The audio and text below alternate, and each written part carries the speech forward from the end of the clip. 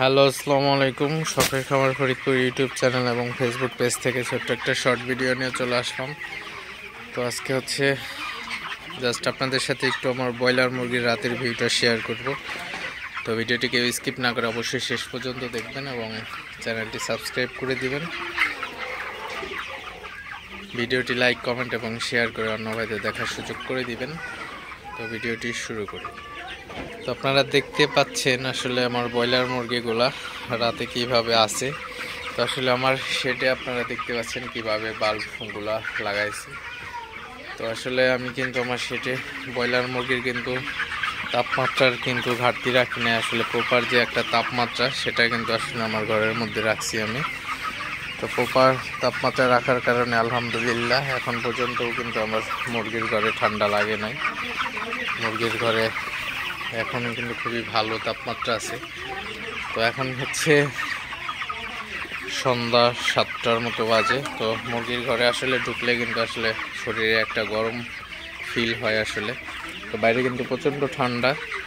তো আপনার ঘরটা এমনই তাপমাত্রা রাখতে হবে যে ঘরের মধ্যে ঢুকলে যেন আপনার গরম অনুভূতি হয়।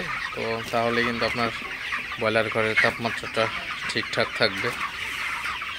তো অবশ্যই আপনারা দেখতে পাচ্ছেন আমার মুরগিগুলা মাশাআল্লাহ খুবই ভালো আছে, সুস্থ আছে। মুরগিগুলা ছড়িয়ে ছিটিয়ে আছে।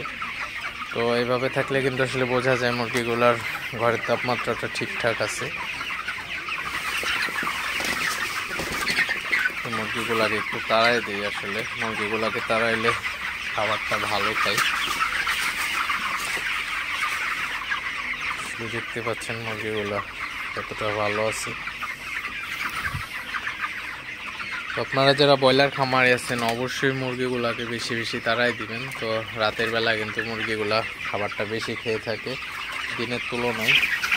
তো অবশ্যই আপনারা যত পারেন রাতের বেলায় মুরগিকে বেশি তাড়ানোর চেষ্টা করবেন, তাহলে কিন্তু মুরগির ওজনটা আরও ভালো পাবেন।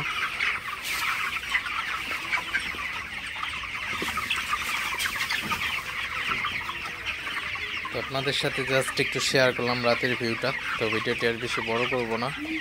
সবাই ভালো থাকবেন, সুস্থ থাকবেন। শখের খামার ফরিদপুর ইউটিউব চ্যানেলকে অবশ্যই সাবস্ক্রাইব করবেন, লাইক করবেন, কমেন্ট করবেন এবং শেয়ার করে অন্য ভাইদের দেখার সুযোগ করে দিবেন। তো দেখা হবে অন্য কোনো নতুন ভিডিওতে। আসসালামু আলাইকুম।